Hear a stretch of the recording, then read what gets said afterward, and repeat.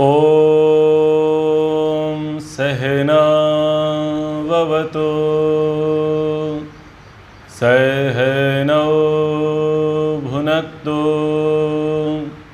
सह वीर्यं करवावहै तेजस्विनावधीतमस्तु मा विद्विषावहै। ओम शांति शांति शांति। अब मनुस्मृति का 5वां अध्याय आरंभ कर रहे हैं। इस अध्याय का विषय है गृहस्थ के अंतर्गत भक्ष्य अभक्ष, देह शुद्धि, द्रव्य शुद्धि, स्त्री धर्म। यानी इस अध्याय में ये बताया जाएगा कि द्विजातियों के लिए भक्षण करने योग्य और अभक्ष्य पदार्थ क्या है, यानी उन्हें क्या खाना चाहिए और क्या उन्हें नहीं खाना चाहिए। दूसरी आएगी देह शुद्धि, काया शरीर, इसकी शुद्धि किस प्रकार से हो। तीसरा जो विषय होगा वो ये है कि गृहस्थ के अंतर्गत जो साजो सामान है, द्रव्य है, साधन है, वस्तुएं हैं, बर्तन आदि हैं, वस्त्र आदि हैं, घर है, आंगन है, चूल्हा है, यज्ञवेदी है, यानी इनकी साफ सफाई कैसे हो, शुद्धि कैसे होगी। और स्त्री धर्म, गृहस्थ में स्त्रियों के क्या कर्तव्य हैं, घर में रहते हुए स्त्रियां क्या क्या काम करेंगी। तो ये अंदर की बातें यहाँ पर सारी हैं। पहले तो नीति नियम व्यवहार की बातें बता दी, अब घर की बातें यहाँ पर बताई जाएंगी। तो सबसे पहले भोजन के विषय में, लशुनम गृंजनम चैव पलांडुम कवकानि च अवक्ष्याणि द्विजातीनाम अमेध्य प्रभवानि च। लशुनम गृंजनम पलांडो च कवकानि, लहसुन, सलगम, प्याज, कुकुरमुत्ता, छत्राक या कुमठा और अमेध्य प्रभवानि, अशुद्ध स्थान में होने वाले सभी पदार्थ द्विजातीनाम अवक्ष्याणि, द्विजातियों और शूद्रों के लिए अभक्ष्य है। ऋषि दयानंद जी क्या कह रहे हैं, द्विज अर्थात ब्राह्मण, क्षत्रिय, वैश्य और शूद्रों को मलिन विष्ठा मूत्र आदि के संसर्ग से उत्पन्न हुए शाक फल मूल आदि ना खाना। अब क्या नहीं खाना है, उसमें मूल कारण जो दिया, मलिन यानी गंदा स्थान, विष्ठा यानी जो मलमूत्र के स्थान में जो पैदा हुए हैं उनके संसर्ग से कुछ चीज़ें उत्पन्न हुई हैं। जैसे कुकुरमुत्ता, वो वैसे ही कहाँ पर पैदा होता है, गंदे स्थान पर, घूरों पर, जहाँ गंदगी ढेर होती है वहाँ पर वो पैदा होते हैं और लोग उसका अचार बनाते हैं, सब्जी बनाते हैं। तो ऐसे जो कंदमूल फल फूल हैं उनको नहीं खाना चाहिए। तो पहले दो कारण, पहला कारण मलिन देशोत्पन्न, गंदे स्थान पर उत्पन्न होने वाले, जहाँ का मिट्टी, जहाँ का हवा और जहाँ का पानी कैसा है, गंदा, वहाँ पर उत्पन्न होने वाले फल फूल, पालक, धनिया, गाजर, मूली, अगर गंदे नाले के निकट वाले खेत में है तो मत खाना, उस व्यक्ति से मत लेना। मतलब क्या त्याज्य, वो तो स्पष्ट कह दिया कि लहसुन नहीं खाना, शलगम नहीं खाना, प्याज नहीं खाना, कुकुरमुत्ता नहीं खाना। क्यों नहीं खाना, कारण तो होगा। हम अपनी बुद्धि का विकास चाहते हैं या पतन चाहते हैं? विकास चाहते हैं। बुद्धि का विकास सत्व गुण से होगा, तमोगुण से नहीं। ये जितने पदार्थ यहां पर गिनाए गए हैं ये तामसिक है, तमोगुण प्रधान है। ये स्थिरता लेकर के आते हैं, ठोसपना या वासना को लेकर के आते हैं, विकारों को लेकर के आते हैं। तो जो विकार को देने वाला है भोजन, वो बुद्धि को बढ़ाएगा नहीं, बुद्धि को घटाएगा, मोटी बुद्धि बना देगा। और अगर मोटी बुद्धि हो गई तो जीवन का अंतिम ध्येय छूट जाएगा, मनुष्य जन्म की सफलता रुक जाएगी। इसलिए ये भोजन का विषय नहीं है।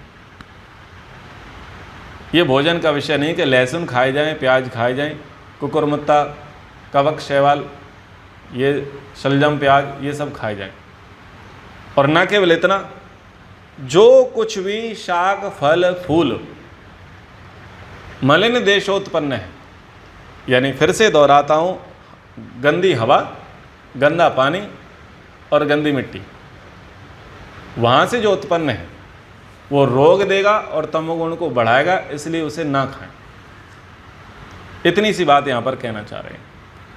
आगे, अनिर्दशाया गौ क्षीर मौषम एक शफम तथा आविकम संधिनी क्षीरम विवित्सायास्य गोः पयः।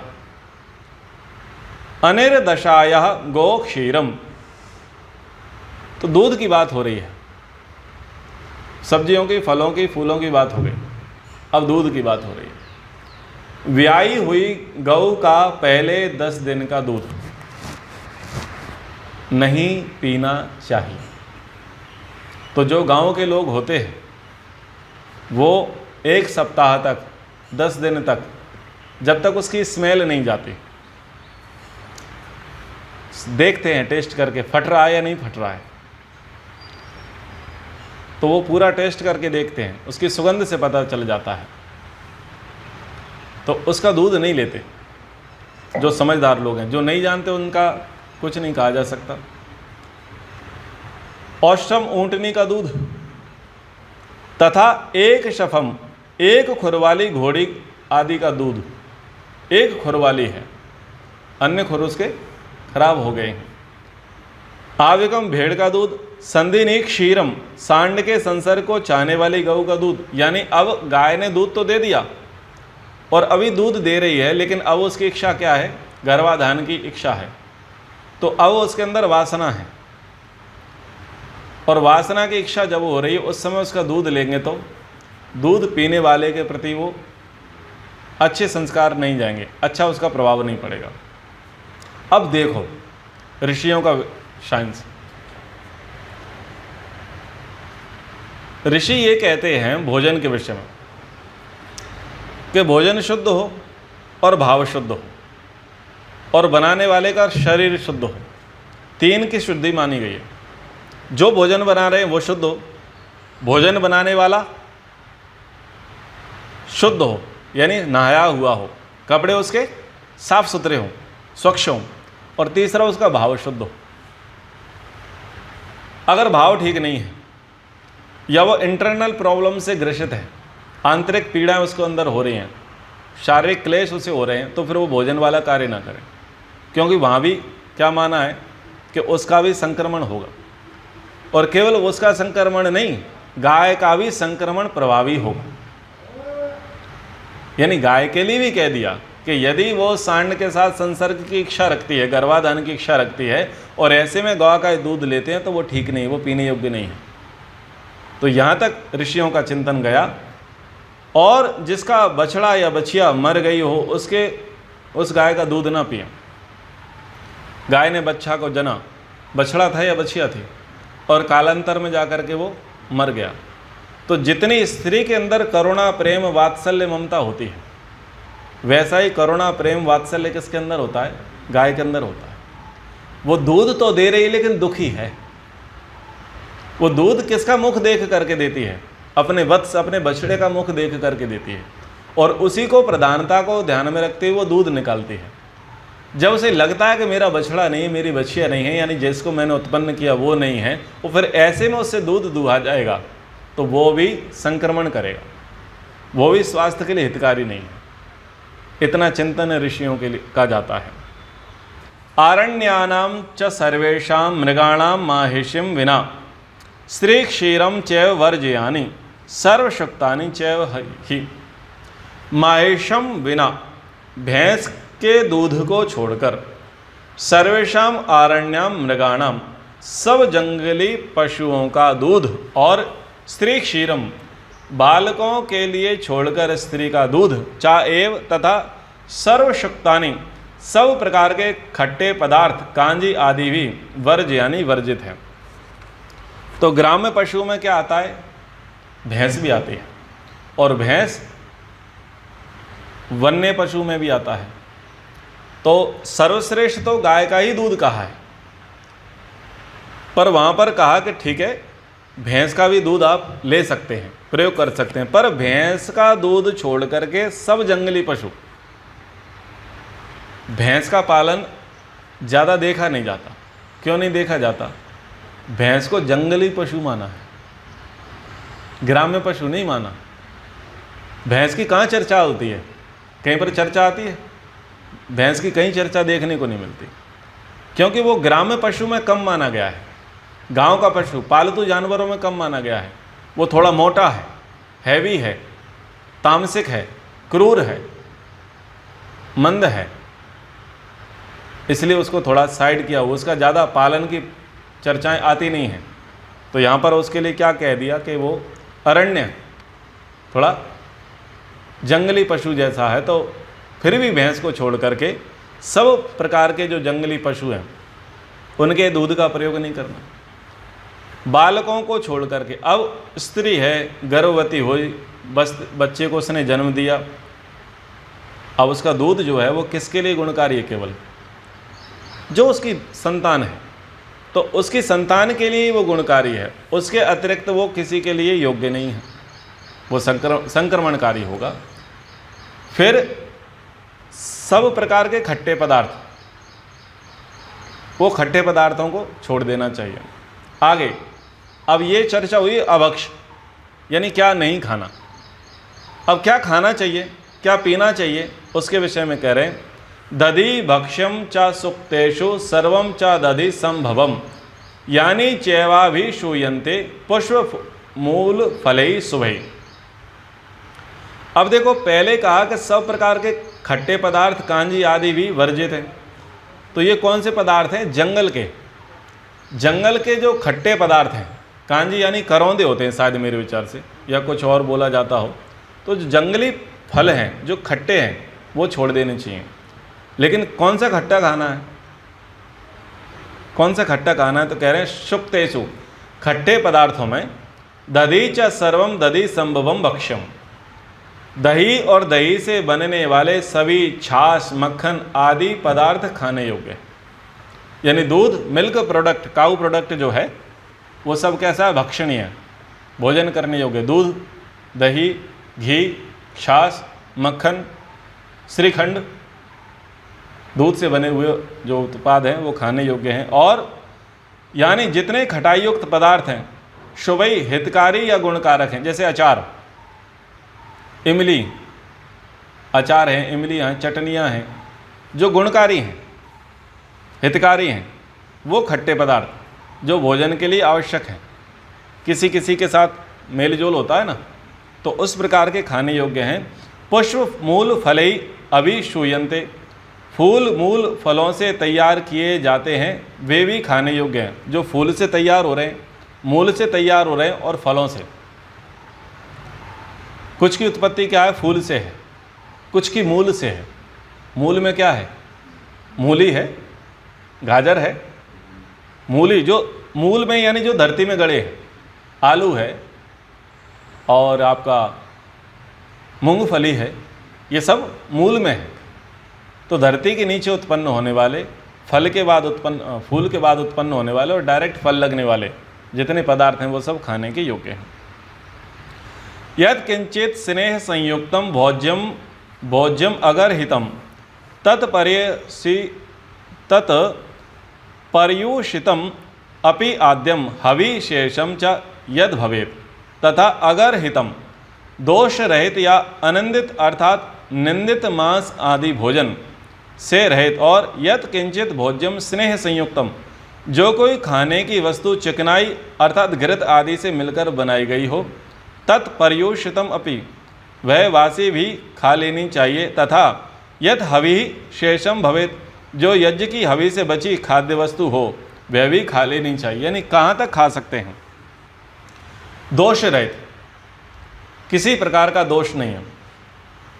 जैसा हवा का दूषण, मिट्टी का दूषण, जल के दूषण, मलिन देशोत्पन्न, जिनको अभक्ष कहा, जिनमें दुर्गंध आती है, जिनमें तमोगुण की प्रधानता है, ऐसे जो नहीं है, यानी जो दोष रहित हैं, अनिंदित, जिनकी निंदा नहीं की गई है, और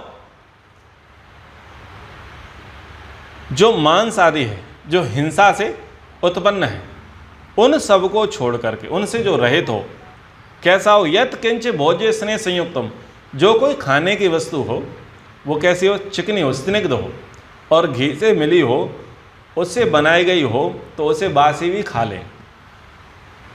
यानी लड्डू, बर्फी, घी का लड्डू बनाता है, घी के हलवा बनता है, तो बासी का विधान क्या कर देते हैं? 48 से लेकर के 90 मिनट तक का वो जो पीरियड है वो है फ्रेश, और 90 मिनट के बाद उसके वेरिएशन हो जाते हैं कि अगले 3 घंटे तक उनमें रजोगुण होगा और 4 घंटे के बाद उनमें तमोगुण हो जाएगा। तो जो गर्मा गर्म नहीं है, गर्मा गर्म को छोड़ करके जो स्थिति वो वासा है। लेकिन वो वासा गुणकारी कौन सा है? जिसमें घी मिला है, जो चिकना है, वो वासा भी खाने योग्य है, उसको खा लेना चाहिए। और यज्ञ की हवि से बची हुई खाद्य वस्तु, हवन किया था, हवन के बाद जो हुत शेष बचा, यज्ञ शेष बचा, जो खाने योग्य है, वो खा सकते हैं। चिर स्थितम अपि त्वाद्यम स्नेहाक्तम दुजाति भी यव गोधूमजम सर्वम पयसश्चैव विक्रिया। दुजाति भी, दुजातियों को, यव गोधूमजम सर्वम, जौ और गेहूं से बने पदार्थ तथा पयसा विक्रिया एवं दूध के विकार से बनाए खोया, मिठाई आदि पदार्थ अस्नेहाक्तम घृत आदि चिकनी वस्तु के मेल से ना बने हों तो भी चिर स्थितम अपि देर से बने हुए भी खा लेने चाहिए। यानी लेट, वासा कैसे खा सकते हैं? जौ और गेहूं से बने पदार्थ, बिस्किट है, बिस्किट है, बिस्किट खा लो। यानी जो गेहूं से बना है, जौ से बना है, दलिया बना है, सतुआ होता है, कई चीज़ें होती हैं जो खराब नहीं होती, जो लंबे समय तक चलती हैं, 1 सप्ताह तक जो आसानी से चल सकती हैं, उनसे बनी हुई चीज़ें। फिर दूध के विकार से बनी, तो दूध के विकार से बन गया श्रीखंड, बन गया है दही, बन गया है मक्खन, बन गया है खोआ, बन गया है मिठाइयाँ बन गई हैं। तो ये भी आप 2 घंटे के बाद से खा सकते हैं, जितने समय तक वो स्टोर रह सकते हैं, यानी सुरक्षित, प्राकृतिक रूप से जिनको सुरक्षित रखा जा सकता है, वो वासे के अंतर्गत आते हुए भी उसको खाया जा सकता है। जैसे जलेबियाँ हैं, अन्य फल हैं, मिठाइयाँ हैं, उनको खा सकते हैं। आगे अब क्या नहीं खाना है? यो हिंसकानि भूतानि हिनस्ति आत्मसुखे क्षया सा जीवांश मृतशैव न क्वचित सुखम एधते। यह जो व्यक्ति आत्मसुख इच्छया, अपने सुख की इच्छा से, अहिंसकानि भूतानि, कभी न मारने योग्य प्राणियों की हिनस्ति, हत्या करता है, सा वह जीवन चा मृतः, जीते हुए मरकर भी क्वचित सुखम न एधते, कभी भी सुख शांति को प्राप्त नहीं करता। अर्थात प्राणियों की हत्या करने वाले को इस जन्म और परजन्म में दुख की प्राप्ति होती है। अब क्या प्रसंग चल रहा है? अब प्रसंग चल रहा है मनुस्मृति मांसाहार का पक्षधर नहीं, मनुस्मृति मांसाहार का विरोध करने वाला है। अब ये पक्ष चल रहा है, क्योंकि कई लोग क्या कह देते हैं कि मनुस्मृति में मांसाहार का समर्थन किया गया है, तो यहाँ पर स्पष्ट विरोध किया जा रहा है। व्यक्ति क्यों भोजन करना चाह रहा है? बोले इसका भोजन करने से इसका स्वाद लजीज होगा, टेस्टी होगा, यम्मी होगा, हमें बड़ी प्रसन्नता होगी, सुख होगा। तो कह रहे हैं कि तुम अपने सुख के लिए किसी का सुख नष्ट कर रहे हो, जो कभी भी मारने योग्य नहीं है, अवध्य है, सर्वकाल में अवध्य है, पालतू जानवर है, पशु हैं, जिनको जीने का पूर्ण अधिकार है, जिनका अपना परिवार है, जिनको भी सुख दुख होता है, जिनको भी भय होता है। अब आप अपने सुख के लिए क्या करते हैं? आप हिंसा करते हैं, आप मारते हैं। किसी को गर्भ में ही मार देते हैं, किसी को जन्मते मार देते हैं, और किसी को बड़ा होते मार देते हैं, और किसी को जल्दी बड़ा कर देते हैं। आजकल ऐसी प्रोसेस चल पड़ी है।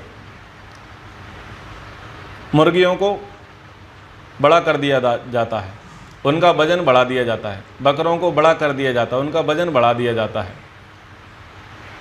अंडों को जल्दी तैयार कर दिया जाता है। कई प्रकार की चीज़ें लोग व्यापार की दृष्टि से कर रहे हैं, मोटा मुनाफा के लिए, यानी अपने सुख के लिए कर रहे हैं।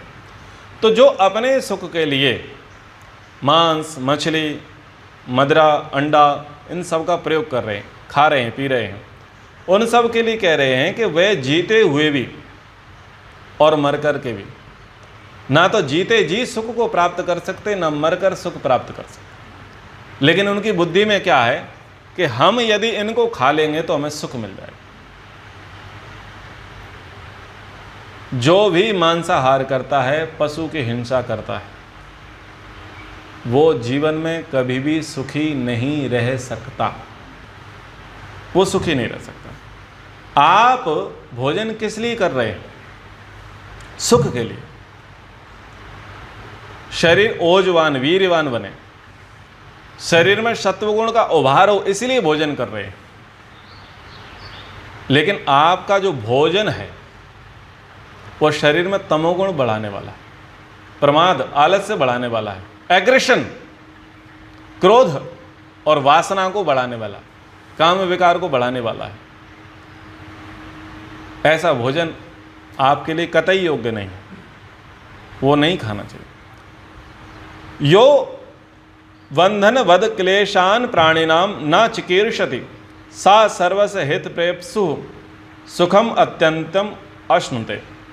जो व्यक्ति प्राणिनाम बंधन वध क्लेशान न चिकीर्षति, प्राणियों को पकड़ने के लिए बंधन में डालने, वध करने, उनको पीड़ा पहुंचाने की इच्छा नहीं करता, सा वह सर्वस हित प्रेप्सु, सब प्राणियों का हितैषी है, और वह अत्यंतम सुखम अश्नुते, इस जन्म तथा पर जन्म में बहुत अधिक सुख को प्राप्त करता है, शांति को प्राप्त करता है। एक व्यक्ति था, उसने अपना वीडियो बनाया, वेशभूषा से सरदार लग रहा था। उसने क्या किया, एक पिंजरे वाले के पास गया जिसके पास बहुत सारे पक्षी थे, और उसने कहा भाई पक्षियों को कैद करने की आवश्यकता नहीं है, इस सारे पक्षियों को मैं खरीद लेता हूँ। और वो खरीद लेता है, खरीद करके घर लेकर के जाता है, और वो वाहवाही लूटने के लिए उनको क्या करता है, पक्षियों को आज़ाद कर देता है। यानी क्या बताने का प्रयास करता है कि मैं पशु पक्षी प्रेमी हूँ, और अगले दिन उसका वीडियो वायरल होता है तो वो चिकन मटन खा रहा होता है, चिकन मटन खा रहा होता है। तो कह रहे हैं कि जो व्यक्ति, जो प्राणी किसी भी प्राणी को पकड़ने की, बांधने की, वध करने की, उनको पीड़ा पहुंचाने की इच्छा नहीं करता, वो प्राणियों का हितैषी है। वो इस जन्म में भी और पर जन्म में भी सुख शांति को प्राप्त करता है। यानी प्राणियों को बंधन में नहीं डालना चाहिए, पिंजरे में कैद नहीं करना चाहिए। अगर उनको पिंजरे में कैद करना होता तो विधाता पहले से पिंजरा बना देता उनके लिए। अगर पक्षी को पिंजरे में रहना होता तो पंख ना देता ना। सबके विभाजन तो कर दिए थे ना भगवान ने, कि गांव में कौन से पशु रहेंगे जिससे मनुष्य को हानि ना हो, लाभ हो, और जंगल में कौन से पशु रहेंगे जिससे मनुष्य को हानि है, वो जंगल में रहेंगे। ये शाकाहारी रहेंगे और ये मांसाहारी रहेंगे, और कुछ उभय होंगे, थोड़ा सा शाकाहार भी करेंगे, थोड़ा सा मांसाहार भी करेंगे। इनका गांव से भी संपर्क बना रहेगा और जंगल से भी संपर्क बना रहेगा। तो बोले इससे थोड़ा सावधान रहना, इसकी प्रकृति समझ जाना कि जो अंदर जंगल वाले वो कितने डेंजरस होंगे। तो भगवान ने सबके लिए व्यवस्था कर रखी है, लेकिन हमने अपनी व्यवस्था कर ली है। तो वो कह रहे हैं कि ये ठीक नहीं है, इन पक्षियों को कैद करना ठीक नहीं है। पालना अलग विषय है, कैद करना अलग विषय है। आप अपने मनोरंजन के लिए, सुख सुविधा के लिए आपने पक्षियों को कैद कर रखा है, तुम भी ध्यान रखना, तुम भी फिर मनोरंजन करना ही पड़ेगा तुमको। तुमने बहुतों की आज़ादी अपने मनोरंजन के लिए छीन ली है तो पाप तो किया है, तो तुम्हारा भी मनोरंजन कराया जाएगा। तुमको भी फिर वैसा ही बनाया जाएगा। यध्यायति यत् कुरुते धृति बध्नाति यत्र च तद्वाप्नोति यत् अयत्नेन यो हिनस्ति न किंचन। जो व्यक्ति किंचन न हिनस्ति, किसी भी प्राणी की हिंसा नहीं करता, वह यत् ध्यायति, जिसका ध्यान करता है, यत् कुरुते, जिस काम को करता है, और यत्र धृतिम बध्नाति, जहाँ धैर्ययुक्त मन को लगाता है, तत् उसको अयत्नेन सुगमता से अवाप्नोति प्राप्त कर लेता, अर्थात उसको जीवन में शीघ्र सफलता मिलती है। लाभ बता रहे हैं प्राणियों की हिंसा और अहिंसा का, यानी प्राणियों की हिंसा कर रहे हैं तो तुम्हें सुख चैन सुकून बिल्कुल नहीं मिलेगा, इस जन्म में भी नहीं मिलेगा और अगले जन्म में भी नहीं मिलेगा। और दूसरी तरफ कह रहे हैं कि यदि तुमने किसी उड़ने वाले परिंदे को बांधा नहीं, किसी को काटने मारने की अभिलाषा से, खाने की अभिलाषा से तुमने किसी को बंधन में नहीं डाला है, किसी को तुमने पीड़ा नहीं दी है, भूलवशात भी नहीं दी है, यानी तुम प्राणियों की हिंसा नहीं करते, तुम प्राणियों के प्रति सद्भावना का व्यवहार रखते हैं, तो ध्यान रखना यत् ध्यायति, तुम जिसका ध्यान लगाना चाहते हो, यानी ध्यान यानी जिसमें तुम मन लगाना चाहते हो, तुम वहां मन लगा पाओगे। क्यों? तुम्हारा व्यवहार अहिंसक है, तुम्हारा व्यवहार हिंसक नहीं है, कामी क्रोधी नहीं है, लोभी नहीं है, क्योंकि ऐसे लोगों का मन नहीं लगता। वो जिसका ध्यान करते हैं वो उसको ध्यान नहीं पाते। और जहां काम करना चाहें, जिस फील्ड में काम करना चाहें, जैसा काम करना चाहे, उसको काम में सफलता मिलती है, क्योंकि वो प्राणियों का हितैषी रहा है और मन विचलित नहीं होता। प्रकृति प्रेमी जो व्यक्ति होता है उसका मन विचलित नहीं होता, वो बड़ा शांत रहता है। और बहुत सारे कार्य जिनकी सिद्धि के लिए, बहुत सारे साधन जिनकी प्राप्ति के लिए मनुष्य को पर्याप्त प्रयत्न पुरुषार्थ करना पड़ता है, वो व्यक्ति अनायास ही, सुगमता से, कम पुरुषार्थ से ही उसे प्राप्त कर लेता है और उसका जीवन सफल होता है। ये फलश्रुति है। यानी मांसाहार करते हैं, हिंसा करते हैं, पशु पक्षियों को पीड़ित करते हैं, तो आपको क्या असफलताएं झेलनी पड़ेंगी, और यदि आप इनसे प्रेम करते हैं, पशु प्रेमी हैं, तो आपको क्या सफलताएं मिलेंगी। ये प्राकृतिक सहयोग है। प्राकृतिक आपदा और प्राकृतिक लाभ आपके व्यवहार पर निर्भर करता है कि आप प्राकृतिक आपदा से ग्रसित होगे या प्रकृति आपको लाभ देगी। और प्रकृति तो है ही आपको लाभ देने के लिए, बशर्ते तुम प्रकृति से छेड़छाड़ मत करो, वो तुम्हारे साथ छेड़छाड़ नहीं करेगी। तुम करोगे तो वो कहाँ चुप बैठेगी। क्रिया की प्रतिक्रिया, एक्शन का रिएक्शन होगा। मांसाहार का प्रसंग और आएगा, उसको फिर पढ़ेंगे। मांस को खाने वाला, बेचने वाला, पकाने वाला, परोसने वाला, खरीदने वाला, ये सब के सब हत्यारे हैं। तो उन हत्यारों की चर्चा हम अगली कक्षा में करेंगे। मांसाहार का जो निषेध किया गया है, विरोध किया गया है मनुस्मृति में, उसको फिर पढ़ेंगे। समय के अनुसार कक्षा को अब यहाँ पर विराम की ओर लेकर जाते हैं। आइए ओम का उच्चारण करते हैं। ओम